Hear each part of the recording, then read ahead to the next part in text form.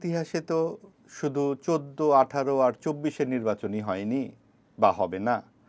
আমরা যেটা বুঝতে চাই যে ১৪, ১৮ এবং ২৪-এর নির্বাচন হয়নি বলেই আওয়ামী লীগের আজকের এই দশা। কাজেই সেইটা কোনো উদাহরণই হতে পারে না।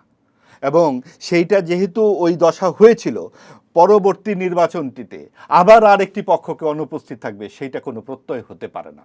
যেভাবে আওয়ামী লীগ জাতীয় পার্টিকে পুতুল বিরোধী দল বানিয়েছিল, আমরা যদি এখন বলি যেই সংসদ চলছে তা অনেকটা হাসি খুশির সংসদ, আমরাও মামুরাই আছি সেখানে, এটাকে কি খুব ভুল বলা যাবে?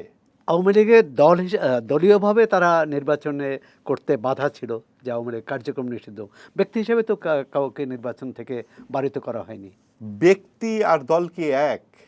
না, আপনি একটি না। দলকে সংগঠিত নিষিদ্ধ শক্তি। দল হচ্ছে সংগঠিত শক্তি। কার্যক্রম স্থগিত করে দিবেন। আপনি বলবেন বিচার হবে। আচ্ছা, বিচার হওয়া মানে কি? তার মানে একটা সম্ভাবনা তো আছে যে সে আসলে দোষটি করেনি, নাকি? হ্যাঁ, তো আপনি বিচার বিচার হওয়ার করতেন পরেই না। বলতে হ্যাঁ, হবে। তার মানে আপনি বিচার হওয়ার আগেই তাকে কি করে বলেন যে আপনি খুনি? তার মানে আপনি তো নিজের হাতে আইনটি তুলে নিচ্ছেন। আপনি নিজের হাতে কেন আইন তুলে নিলেন? কারণ আপনি এমন একটা বন্দোবস্ত করতে চাচ্ছেন, যেই বন্দোবস্তে আপনি একটি অন্তত শক্তিশালী বিরোধী দল তৈরি করবেন, যেইটি সমাজকে চির বিভাজিত পথে নিয়ে যাবে।